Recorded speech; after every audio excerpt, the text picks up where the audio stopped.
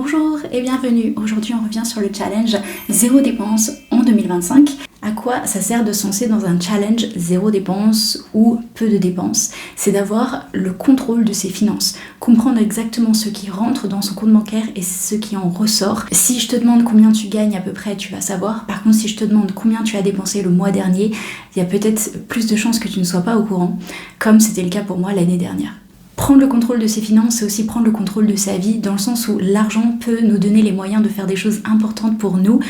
Comme moi, c'est mon cas. Mon but, d'abord, évidemment, c'était de mettre 10 000 € de côté pour me sentir à l'aise en mode survie. S'il se passe quelque chose demain, si je dois déménager, si je dois acheter une voiture, j'ai 10 000 € pour ce genre de petit tracas.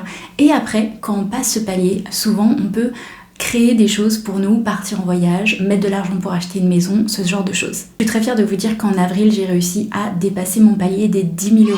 Donc à partir de maintenant, l'argent qui reste, ça va me permettre de partir dans un grand voyage en décembre.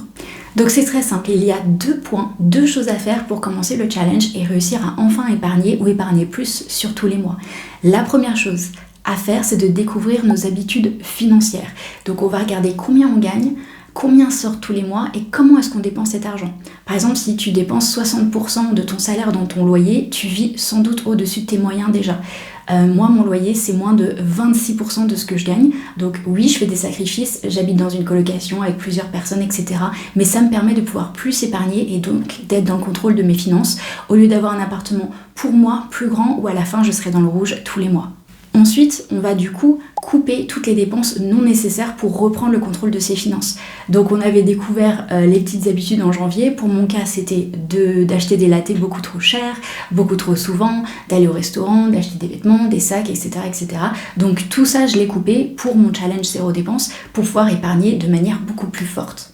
Et enfin, le deuxième point qui nous fait épargner de manière passive, on s'en rend même pas compte, c'est qu'après tous ces calculs, on va voir ce qui peut nous rester à la fin du mois. Si vraiment je fais attention aux restaurants, aux dépenses, etc. qui sont non nécessaires, combien est-ce que vraiment je pourrais mettre de côté par mois? Dans mon cas, on avait vu que c'était du 300 € par mois, mais j'ai poussé le curseur jusqu'à 500 €. Et depuis janvier, je mets 500 € de côté par mois. Dès que je reçois mon salaire, je prends 500 € de mon salaire que je mets sur mon épargne et ensuite pour le reste du mois j'essaye de ne surtout pas toucher ces 500 €, et c'est plus facile en fait de commencer comme ça à mettre les 500 € et de pas y toucher que de tout mettre d'un coup comme je faisais l'année dernière et ensuite piocher dans les épargnes et au final je savais même pas combien j'avais mis de côté et la plupart du temps je prenais beaucoup trop sur mes épargnes à la fin du mois. Et depuis que j'ai commencé le challenge en janvier, je sais exactement combien j'ai gagné et je sais exactement combien j'ai dépensé mois après mois. Ce mois-ci en avril j'ai dépensé un petit peu plus que d'habitude, j'ai l'impression que c'est de pire en pire. En janvier on a tellement de grande motivation, on coupe tout, etc. Et puis chaque mois qui passe, je suis un petit peu plus laxiste. Donc c'est bien pour moi de revenir sur YouTube pour te partager mon challenge parce que ça me remet dans le droit chemin de continue. Pour moi, si tu n'as pas 10 000 € de côté, tu dois prendre un moment dans ta vie pour couper toutes des dépenses pour absolument mettre 10 000 € de côté. Pourquoi? Parce que quand on a 10 000 € de côté, on peut respirer. S'il se passe quelque chose demain, si on doit s'acheter une nouvelle voiture, si on doit partir à un mariage au dernier moment à l'autre bout du monde, ce qui peut arriver, et ben on aura les finances pour le faire. C'est horrible quand quelqu'un nous dit finalement je fais mon anniversaire, on va tous en Islande, est-ce que tu peux venir? Et toi tu n'as même pas 500 € de côté pour partir. Alors que quand tu as 10 000 € de côté, et ben au moindre petit souci, tu sais que tu peux faire face. J'ai découvert que mes amis qui ont toujours moins de 10 000 € de côté, c'est parce qu'ils ont souvent une famille qui peuvent les aider. Donc en fait, ils ne voient pas l'importance de mettre plus de 5 000 € de côté parce que si jamais la voiture ne fonctionne plus, etc., ils savent qu'ils ont la famille derrière qui peuvent leur prêter de l'argent. Moi, c'est pas mon cas. Donc si toi non plus c'est pas ton cas, t'as pas quelqu'un que tu peux appeler au dernier moment, je veux aller à un mariage, passe-moi 1 000 €, essaye de mettre 10 000 € de côté. Aussi, si tu as ton boulot, tout d'un coup, il y a un changement, tu dois changer ton emploi du temps et te mettre la nuit, par exemple, ou tu as un nouveau manager, ça se passe extrêmement mal à ton travail et tu es coincé. Si tu as 10 000 € de côté, tu sais que tu peux partir quelques mois et retrouver un autre travail et qu'il n'y a pas d'urgence, en fait. C'est pas juste les finances dont tu prends contrôle quand tu as 10 000 € de côté, c'est ta vie en général. Si ça se passe mal dans ton appartement, ton voisin comme moi arrête pas de faire du bruit, tu peux déménager du jour au lendemain. Si ton travail ça se passe mal, tu peux quitter ton travail et pendant quelques mois chercher quelque chose d'autre. C'était le point sur pourquoi mettre 10 000 euros de côté. Est-ce que toi, tu trouves que 10 000 c'est beaucoup trop et que j'abuse mais c'est souvent 10 000 euros dont on parle en finance pour commencer sa liberté financière. Ensuite, quand on dépasse les 10 000 euros, là, on va pouvoir investir cet argent. Donc, souvent, ce que les gens en finance font, c'est qu'ils prennent un pourcentage de leur épargne au-dessus de 10 000 euros pour investir dans quelque chose sur le long terme, de la pierre, des ETF, en bourse, etc. Et une autre partie pour se faire plaisir, des vacances, etc. Ce qui est mon cas, au-dessus des 10 000 euros. Donc par rapport au challenge, ce qui est super important, c'est vraiment d'avoir un but. Donc ton premier but, ça peut être de mettre 10 000 euros de côté. Et ton deuxième, c'est quoi? Est-ce que c'est d'acheter une maison? Est-ce que c'est d'investir? Est-ce que c'est de partir en vacances?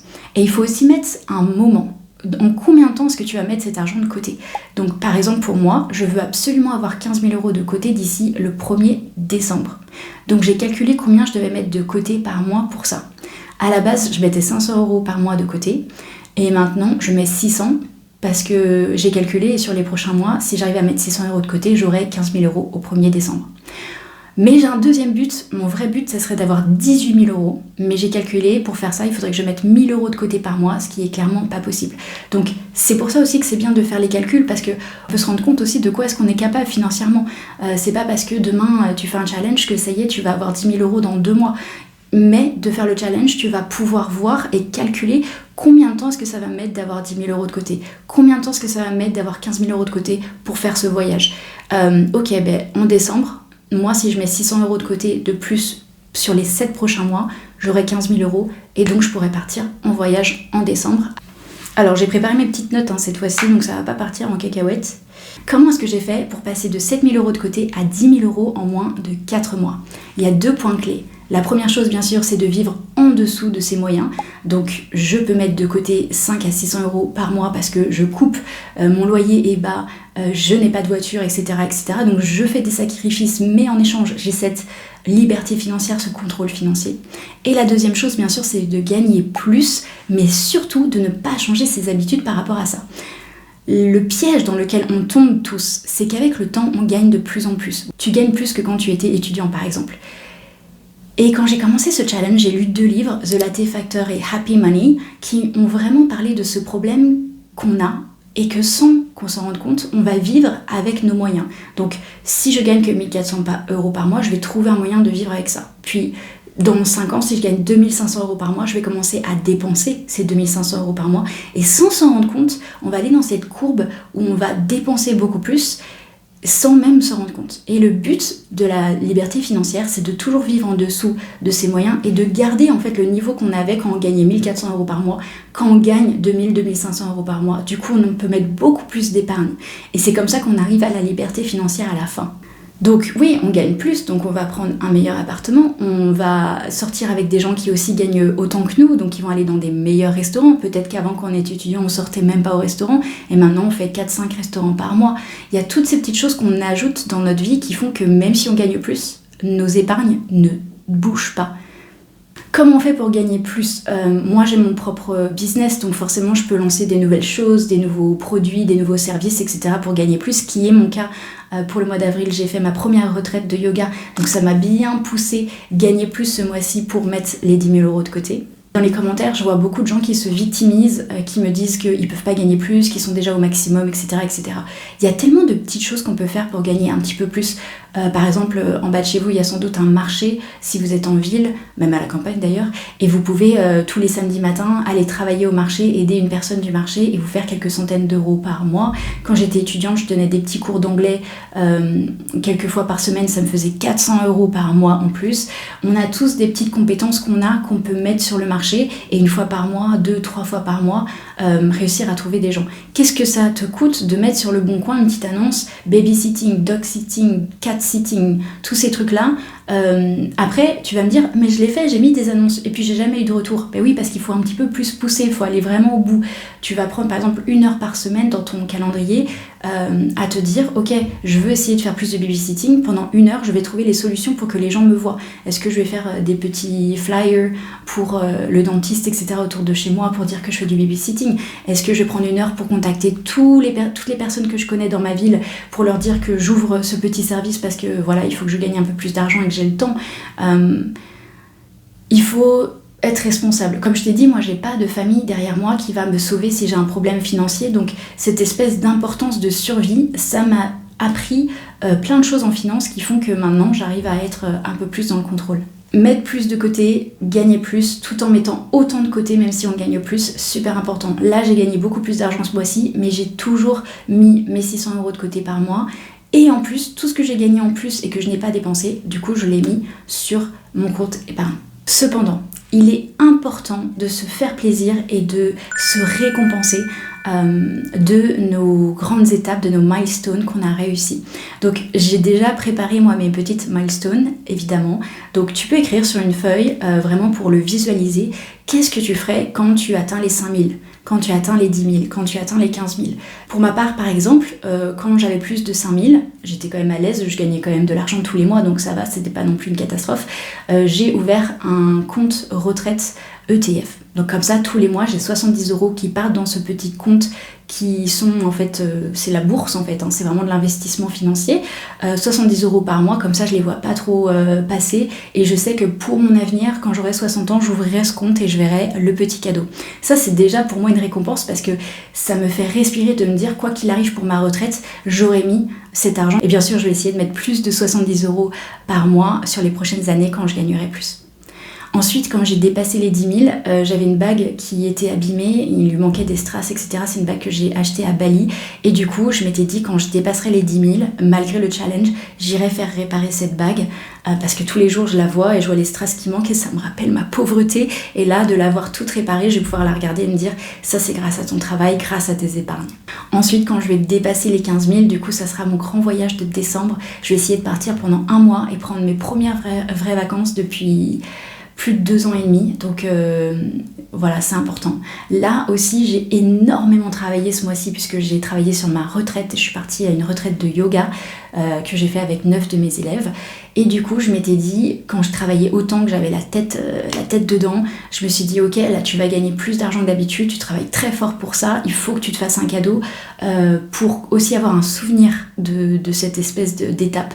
Donc, je me fais pas tant de cadeaux que ça, mais là, je m'étais vraiment dit, tu as le droit de souffler après, de prendre un petit peu de temps pour toi, de faire quelque chose pour toi. Et donc, je me suis acheté.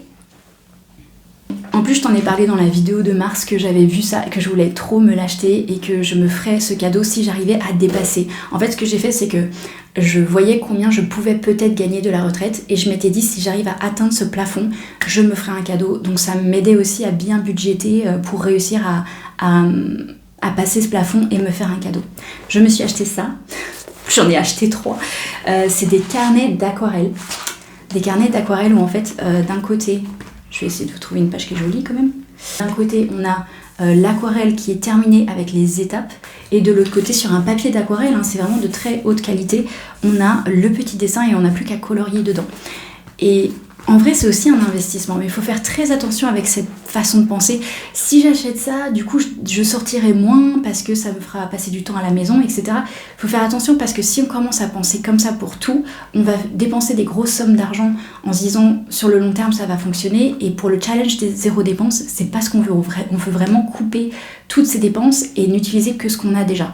Là, je me suis fait plaisir, mais c'est en dehors du challenge. Et tu peux me dire dans les commentaires, ah, mais t'as raté ton challenge, t'as acheté quelque chose. Oui, c'est vrai. Mais c'est important de se récompenser, surtout quand on fait un challenge de longue haleine comme ça sur une année entière. C'est très très long.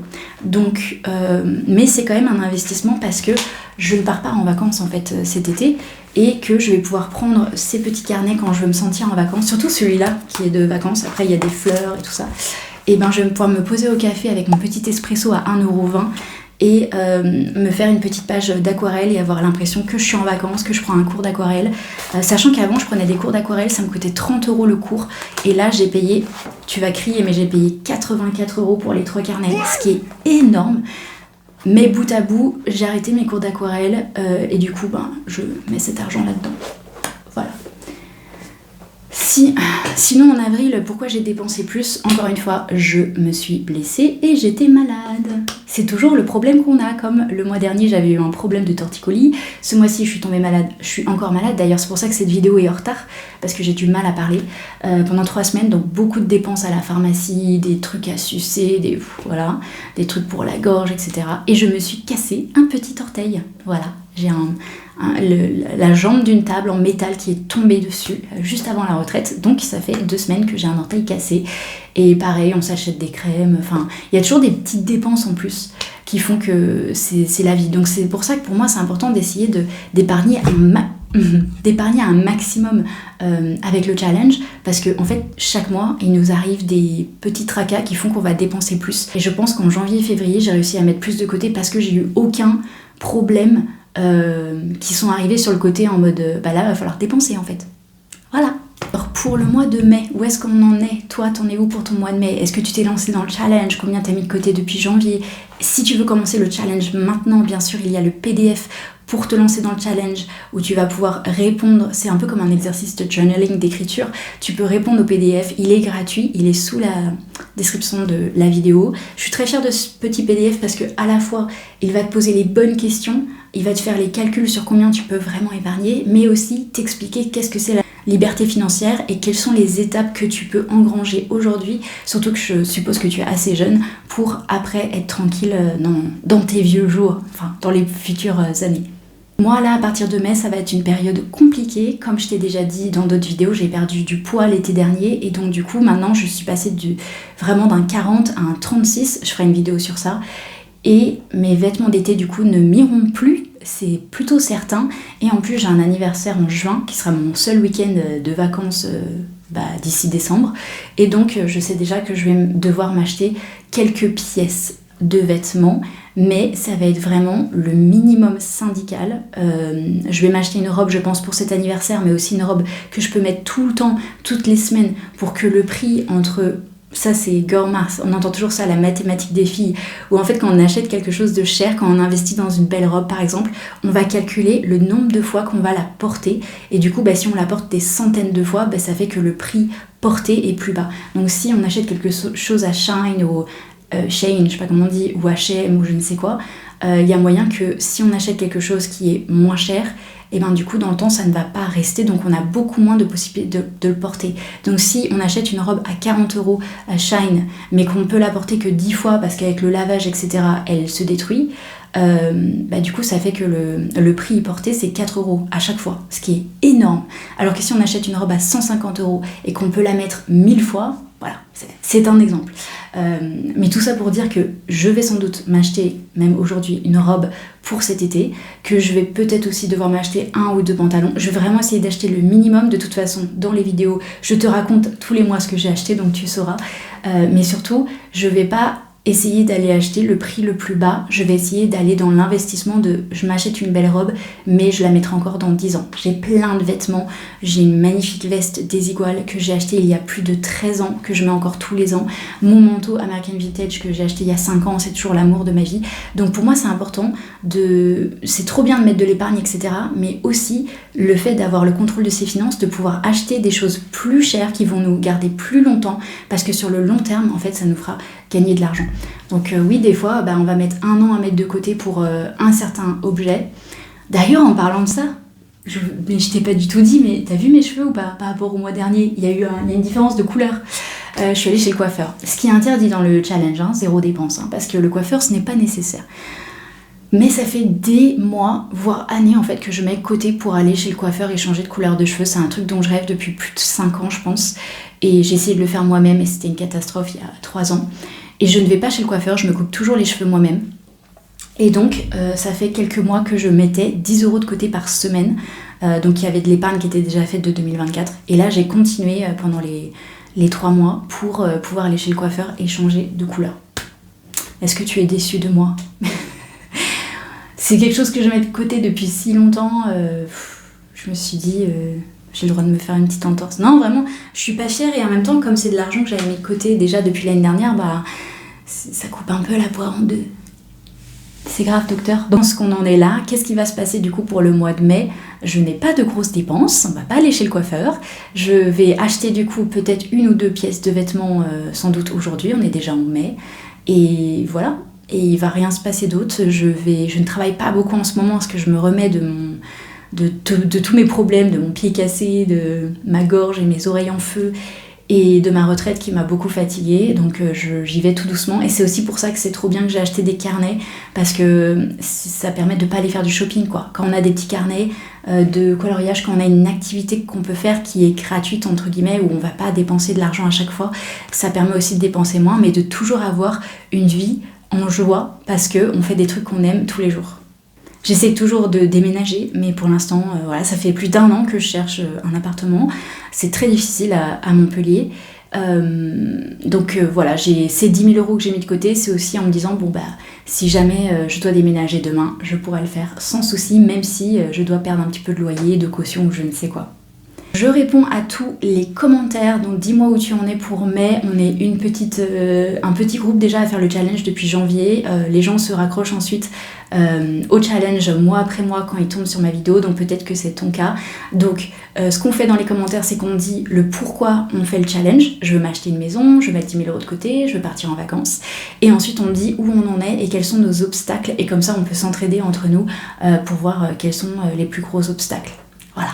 N'oublie pas de prendre le PDF si jamais tu veux te lancer dans le challenge. Je te souhaite un superbe mois de mai, de mettre plein de sous de côté, de gagner encore plus que d'habitude en faisant un petit boulot à côté, je ne sais quoi, du dog sitting, ce que tu veux. Je sors une vidéo par semaine, il y a du yoga, il y a du lifestyle, il y a des petits challenges, donc n'hésite pas à t'abonner. Bisous!